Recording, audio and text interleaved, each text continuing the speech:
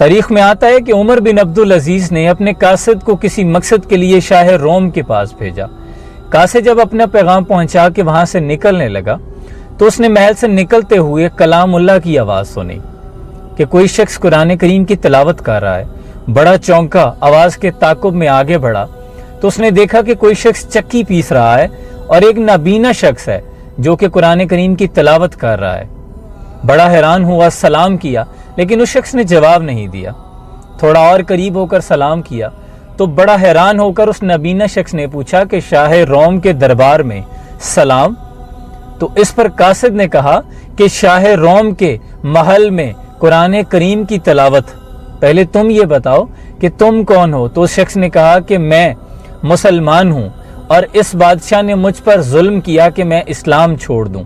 میں نے جب اس کی بات نہیں مانی تو اس نے میری آنکھیں چھین لی، مجھے چکی پیسنے پر لگا دیا۔ معاملہ طے کر دینے کے بعد قاصد جب عمر بن عبدالعزیز کی بارگاہ میں پہنچا تو اس قیدی کا معاملہ آپ کے سامنے پیش کر دیا۔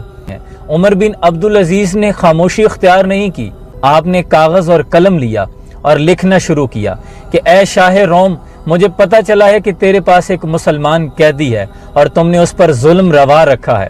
اگر تم نے اس خط کے پہنچنے کے بعد اس شخص کو قید سے رہا نہ کیا تو پھر تمہیں ایک ایسے لشکر جرار کا سامنا ہوگا جس کا پہلا جنگجو تیرے دربار میں اور آخری جنگجو میرے دربار میں ہوگا۔ سوال یہ پیدا ہوتا ہے کہ عمر بن عبدالعزیز نے صرف ایک مسلمان کی خاطر اپنی ساری مملکت اور سلطنت کو داؤ میں کیوں لگایا اور جنگ کا فرمان کیوں جاری کیا؟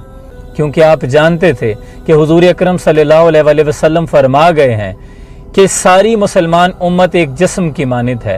اگر ایک جسم کے کسی حصے پر درد ہوتی ہے تو پورا جسم اس درد کو محسوس کرتا ہے، لیکن صد افسوس کہ آج ہم 2 ارب مسلمان ہونے کے باوجود اتنے ذلیل و رسوا ہو چکے ہیں کہ شام کی ایک بچی روتے ہوئے موت پہ آخری ہچکی لیتے ہوئے کہتی ہے کہ میں اپنے رب کو سب کچھ جا کر بتاؤں گی۔